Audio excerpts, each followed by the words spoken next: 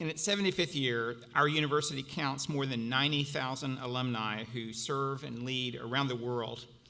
Today's graduates will join this privileged company of alumni who value a tradition of excellence rooted in the lasting values articulated by our founder, Mr. Pepperdine, and our benefactor, Mr. Graziadio. And among the traditions of this day is the recognition of distinguished graduates who have brought honor to alma mater through their profound and important professional achievements. In keeping with this tradition, we have invited an esteemed graduate to share the day with us and to deliver the commencement address. Let me invite to the podium Dean Linda Livingstone and Pepperdine University President Andrew K. Benton to present our distinguished alumna.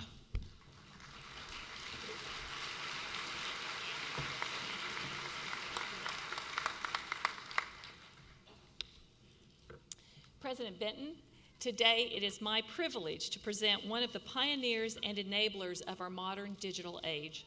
Lori Harp McGovern is an entrepreneur, a philanthropist, a creator of companies, and a godmother to innovation. She is director and co-founder, along with her husband, Patrick McGovern, of the McGovern Institute for Brain Research at the Massachusetts Institute of Technology, a research institute that studies how the brain works, as well as the prevention and treatment of brain disorders. But that is only her most recent enterprise.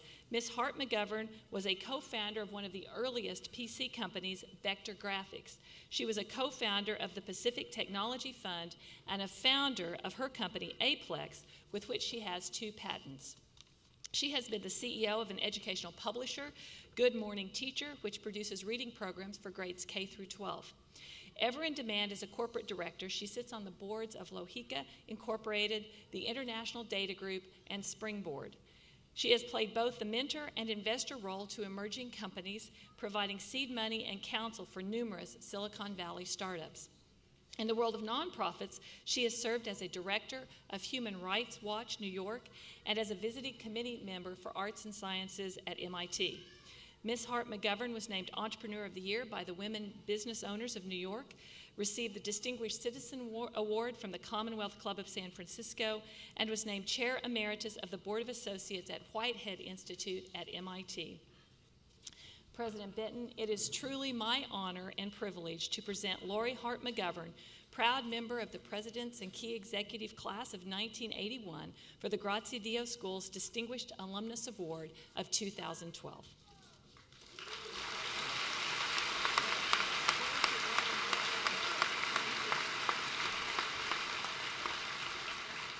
I'm not sure they were actually talking about me. That seemed like a lot of stuff to have done, but thank you, Dean Livingstone, for that incredibly gracious introduction. And I couldn't attend my own graduation here in 1981, so I'm very pleased to be here today and partake in the festivities some 31 years later, and I wish I was sitting with you being 31 years younger. That would be actually not bad. President Benton, Provost Tibbins, Dean Livingstone, families, friends, but most of all, graduates. What a momentous day. And I'm so proud of all of you for having gone through these 2 years of grueling work. Congratulations. And today is one of the most thrilling days in your life, and it's the coronation of personal achievement. It is the day where you make decisions that are your own going forward, that will shape your life as to where you are headed and what you leave behind. But as Benjamin Disraeli said so succinctly, what you anticipate seldom happens. What you least expect usually happens. As it did for me when I came to this country in 1996 from Germany, never to return permanently to my native country. But it was and still is a journey that I would not want to have missed, regardless of twists and turns and happiness and maybe some not so happy moments. And if there's one message I have for all of you, take giant leaps, bob and weave, dance and swim, loosen the anchor, and take off. Don't let anything hold you back. Now I realize, and I forgot, that the PKE class and the MBA class at Pepperdine is actually of people already a little bit more established. I'm thinking more of 20-year-olds. 21-year-olds, and so I have to kind of modify my words here a little bit. But as you probably know, life is not necessarily fair. It's full of obstacles, full of opportunity, and except maybe for a deathly tsunami, there's nobody who can really hold you back. No man, no woman, except you yourself. So to the women in this graduating class, I want to say, work hard, work fair, don't compromise, and never give up. And to the men, I want to say the same, but most importantly, work toward equality, support each other, hold up half of the sky, both of you together. You can be an executive, you can be a parent, and you can be a wife or husband. Although I said earlier, life isn't necessarily fair. You know, the one great equalizer we have, it's time. No more, no less for anyone. From Michelangelo to Einstein, to Andy Warhol, to the Rolling Stones, Madame Curie, Madonna, or even Adele, who is becoming a sensation. Same amount of time, and they're doing amazing things. And if something doesn't work out, don't blame others, don't blame circumstances, don't blame people, even if you think it is a crisis. 99% of the time, it is not a crisis. It rarely is a crisis. And the Chinese have a terrific interpretation. They use two symbols, danger and opportunity, although some scholars substitute the word chance for opportunity. I would take opportunity and chance any time. So let me give you a snapshot, sort of a few years of my life coming to these shores, because it wasn't, sort of a strange journey. I was a young woman coming from Germany, traveling here without any direct intent or purpose, but ended up staying, never to return to return to Germany. I wandered into the unknown, but with a great sense of curiosity and adventure. And I remember a book my grandfather had given to me for Christmas. It was a book of pictures with people from all over the world in native costumes. And although I was a young, small, little child, the book seemed huge to me. And I felt, I've got to see all these people. I have to, go out into the world and see what this is all about. There was an otherness that I had not experienced living in a country that was pretty homogeneous. It had a real impact on me. So stepping off this airplane was my first venturing out into a new country. I'd never left Germany. I'd been to a few European countries, but I'd never taken a plane ride that took me over the ocean and landed me someplace. And I said, oh my God, where am I? I'm here, and what am I going to do? I had no training at that time, no education, and I was supposed to be here for only 3 months. But suddenly 10 years had passed, and I co-founded a computer company, and 5 years later, I took it public in 1981. This was 15 years after having come to the shore. I'd also somehow received my bachelor's degree and had married, had children. It started a technology company, and there were days when I thought, my gosh, this is a whirlwind. Where am I? What is going on? I was often somewhat, surprised is not the correct statement. It's to say, this could not have really happened to me. I just got here. How can you have taken your life in such a short period of time and, have created something that is, that made you just into a different person. And I realized, God, I lost my, I should have brought my glasses, I know it. So let me just see. So anyway, so let me go back. Forget everything that I had just said. I apologize, but so I said, so 5 years later, I took the company public, and I was the first woman to have taken a company public on NASDAQ. When I started my first company, I had really no idea I could do all this. I, jumped into it. I surrounded myself with excellent people, and together we accomplished, oh my God, I've got to take a breath here. Does that happen to you sometimes when you stand in front of a lot of people and suddenly things leave you? I apologize.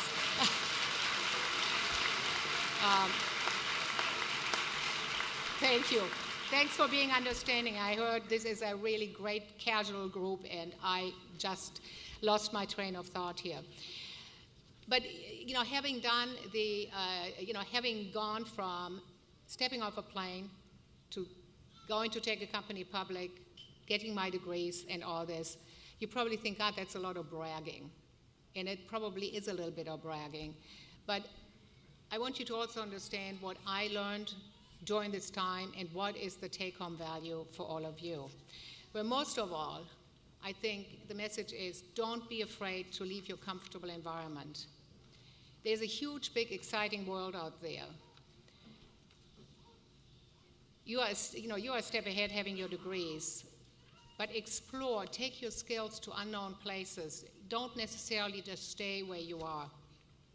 Much more than the 1960s, you are the generation that's living in a truly integrated and global environment in a world that is 24/7 on. You're young, so take advantage of your youth, because let me tell you, time never goes backwards.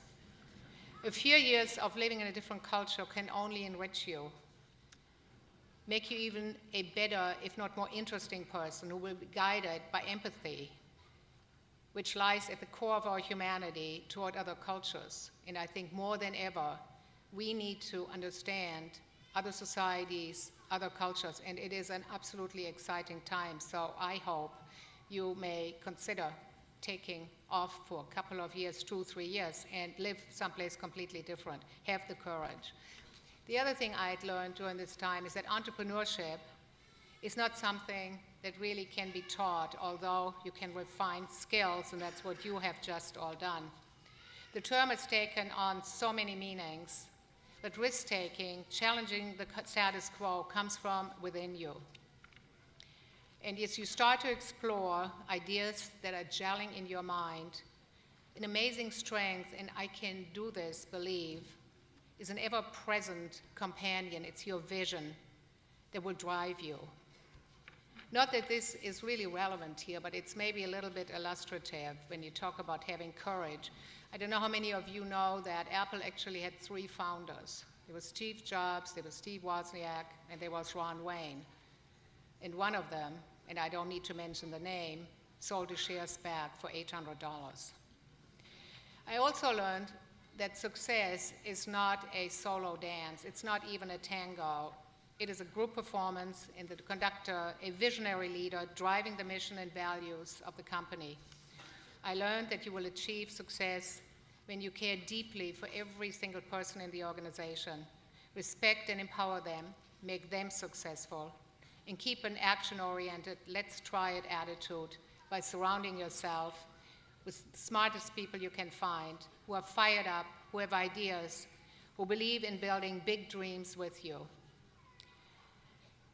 And I remember when we took the company public, I insisted that every single employee, from the lowest classification to the highest, received stock, much to the chagrin of the underwriters who tried to fight this because they said it's unprecedented. But success comes not from a couple of people at the top. Everybody needs to be involved. Ultimately, I left the company because I wanted to devote more time to my private life. I had given a lot to building businesses. But the entrepreneurial bug struck again, and I ended up by building 2 additional companies, which I sold. It was, again, though, the incredible group of people who really made this happen. People who were passionate about social change, people who had courage, people who had conviction. Neither of these 2 companies reached the height that I had hoped for or would equal my first company. And selling them was bittersweet, but it forced me to also think about something that I had heard but I put on the back burner, because when you're flying high, and things are going exactly the way you want them to go, it's hard to look at this. But when times are great, the CEO often looks out of the window. And when they are difficult, they have to look in the mirror. And I took a deep, hard look in the mirror, and I saw numerous mistakes that I had made. Being too stubborn if trying to effect change was one of them. But you never can go back. You cannot change things that happened. You can reflect, but you cannot change them. So it was time to move on again, and I decided to share what I had learned over the years and invest in people and their dreams and mentor and advise them to build their own dreams and their companies in Silicon Valley. It's something I still do today. It keeps me in touch with young, vibrant ideas, and I hope that all of you, as you get into your success areas, you will do the same. And last but not least, what do you want to leave behind? It's totally up to you, but I think the founder of this great business school, whose name it carries, sets an excellent example how they wanted to be remembered by endowing the business school that so proudly carries his name. And they will live for generations to come. But I have one other small story I want to tell you. When I prepared for this, I have to also tell you, my husband is at Cleveland Clinic with open heart surgery, and I've spent the last 3 weeks on the bedside and had very little time to actually prepare for this. So when I Skyped with my 7-year-old grandson, I asked him if he could help me maybe come up with some ideas that I should share with you. And he looked at me very seriously, closed his eyes, tilted his head, and then he said literally, and these are his true words, which I wrote down. He said, 1, just like this, tell them to work hard and have fun doing so.